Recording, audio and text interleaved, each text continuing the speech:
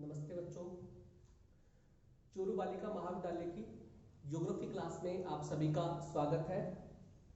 आज का अपना अध्ययन का जो विषय है वो है राजस्थान की अवस्थिति, राजस्थान का विस्तार और राजस्थान की सीमाएं। राजस्थान का भूगोल की जब हम लोग बात करते हैं तो हर एक विषय वस्तु के साथ जुड़ा हुआ जो पक्ष है वो है राजस्थान की अवस्थिति। चाहे वो राजस्थान की जलवायु से संबंधित बात हो, चाहे वो राजस्थान की भौतिक जो स्थिति है उसके आधार पर ली हुई बात हो, चाहे वो राजस्थान की इकोनॉमिक स्थिति की बात हो, इन सभी के पक्ष से जुड़ा हुआ जो विषय है जिसकी आज हम लोग चर्चा करने वाले हैं वो है राजस्थान की स्थिति, उसका विस्तार और उसकी सीमाएं। तो आज हम लोग राजस्थान के बारे में बेसिक जानकारी जो है वो इस अध्याय में पढ़ेंगे।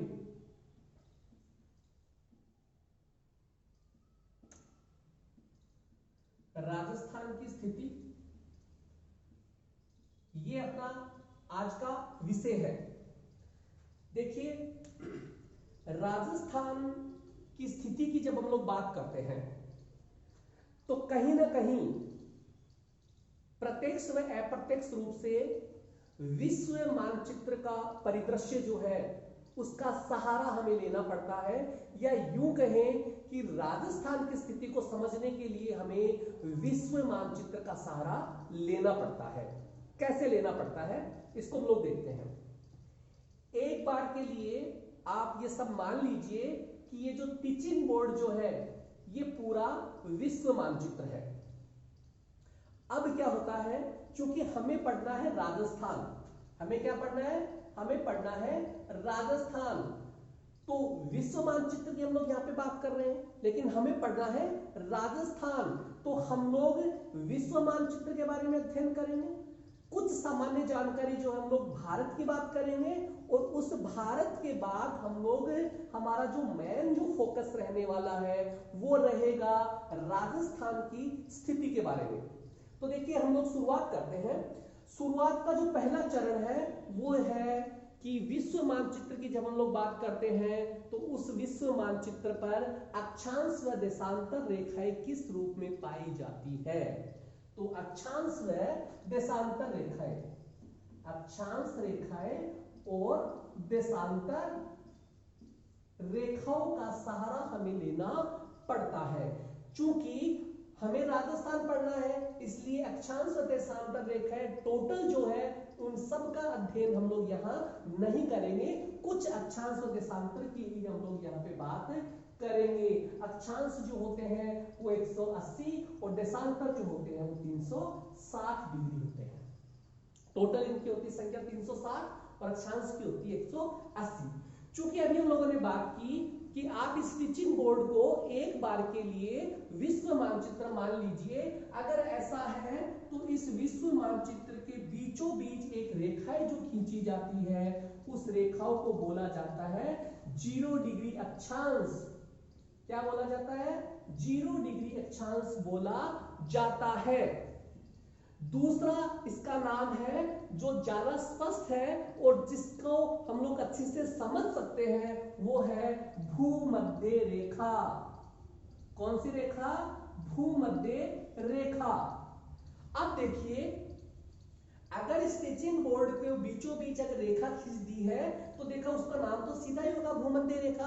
अब हम लोग मानचित्र पर आ जाते हैं, हम लोग ग्लोब पर आ जाते हैं। एक ऐसी रेखा है जो ग्लोब को दो भागों में या यूं कहें कि दो बराबर भागों में बांट देती है, उस रेखाओं को भूमध्य रेखा के नाम से जाना जाता है और अक्षांश के रूप में होता है 0 डिग्री अक्षांश। अब क्या है कि भूमध्य रेखा के यानी इस रेखा के ये वाला जो भाग होगा ये होगा नॉर्थ यानी उत्तरी भाग, और ये वाला भाग जो होता है ये होता है दक्षिणी भाग, साउथ जिसको बोला जाता है। चूंकि हमें पढ़ना है राजस्थान। तो राजस्थान जो है उसके जब अक्षांश व देशांतर रेखाओं की बात करते हैं तो राजस्थान का जो अक्षांश है वो आपको मिलेगा उत्तरी गोलार्ध में। इसका मतलब राजस्थान का दक्षिणी गोलार्ध से कोई लेना देना नहीं है। इसका मतलब राजस्थान की अक्षांश रेखाओं पर कहीं पर भी आपको एस लिखा हुआ नहीं मिलेगा। तो ये आप दिमाग में एक बार बिठा लीजिए, न केवल एक बार के लिए बल्कि जीवन भर के लिए आपके ये दिमाग में बैठ जाना चाहिए कि राजस्थान जो है वो इस भूमध्य रेखा के उत्तरी वाले भाग में है और उसी पर वहां उसकी स्थिति पाई जाती है। दक्षिण वाले भाग से राजस्थान का कोई लेना देना नहीं है। इसका मतलब हमारे पास एक अंग्रेजी का अक्षर इंडिकेशन आ गया है और वो है एन। अब चूंकि हम लोगों ने अभी बात की, ये अक्षांश अपना एक बार के लिए हो गया, बाद में हम लोग इसकी सहायता से राजस्थान की पूरी लोकेशन की बात करेंगे। एक बार के लिए हम लोगों ने मोटे तौर पर ये जानने का प्रयास किया कि ये लेटी हुई जो रेखा है जिसको लेटीट्यूड बोला जाता है, ये लेटी हुई रेखा के ऊपर वाला जो भाग है वहीं पर राजस्थान है, वहां पर ही क्या है, राजस्थान है। अब हम लोग आगे बढ़ते हैं। हम लोगों ने अभी अक्षांश की बात की, अभी हम लोग देशांतर की बात करें। देशांतर की जब हम लोग बात करते हैं तो इस विश्व मानचित्र के बीचों बीच हम लोगों ने एक रेखा खींच दी। इस रेखा को बोला जाता है 0 डिग्री देशांतर। क्या बोला जाता है? 0 डिग्री देशांतर। टोटल है 360। देशांतर टोटल कितने हैं? 360। अब देखिए ये वाला जो वाला भाग है, अगर मैं इस टीचिंग बोर्ड के इस तरीके से सामने खड़े हो जाता हूं तो मेरे राइट साइड वाला जो भाग होता है इसको बोला जाता है ईस्ट, यानी पूर्वी भाग। क्या बोला जाता है? पूर्वी भाग। और मेरा ये वाला जो है लेफ्ट वाला जो भाग है इसको बोला जाता है वेस्ट, यानी पश्चिम वाला भाग। तो क्या राजस्थान पूर्वी गोलार्ध में है या पश्चिमी गोलार्ध में है? तो हमारा निष्कर्ष निकलता है कि राजस्थान जो है उसकी स्थिति पूर्वी वाले भाग में पाई जाती है। देखो ये वाला भाग पूर्वी, देखो इससे तो कोई लेना देना नहीं है, मैंने तो इसको काट दिया, यहां भी काट दिया और यहां भी काट दिया, इसका मतलब साउथ से कोई लेना देना नहीं है। अब अपने पास बचता है ईस्ट और वेस्ट, यानी उत्तरी भाग, पूर्वी भाग और पश्चिमी भाग। तो पश्चिम वाले भाग में राजस्थान नहीं है। इसका मतलब इस वाले भाग से भी अपने को कोई लेना देना नहीं है। राजस्थान की जो स्थिति मिलेगी वो मिलेगी अपने को पूर्वी वाले भाग में। तो फिर मोटे तौर पे जो निष्कर्ष निकला वो निकला, एक अक्षर हमारे पास आया था एन और एक हमारे पास अक्षर आ जाता है ई। इसका मतलब राजस्थान की स्थिति जो है वो विश्व मानचित्र पर नॉर्थ ईस्ट है।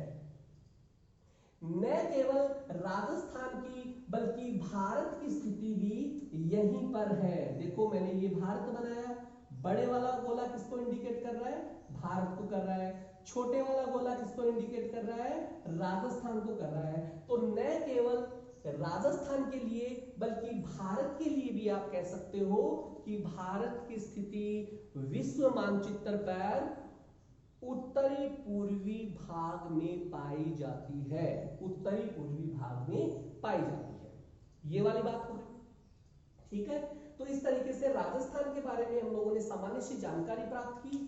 केवल इतना कि अक्षांश व देशांतर रेखाओं की सहायता से राजस्थान की स्थिति को हम लोग इंडिकेशन कैसे करते हैं, राजस्थान के बारे में हम लोग उसकी जानकारी को कैसे जुटाते हैं। तो इन अक्षांश व देशांतर रेखाओं की सहायता से हम लोग ये पता लगा लेते हैं कि राजस्थान किन अक्षांश व देशांतर में स्थित है, कौन से गोलार्ध में स्थित है और कौन से वाले भाग में वो स्थित है।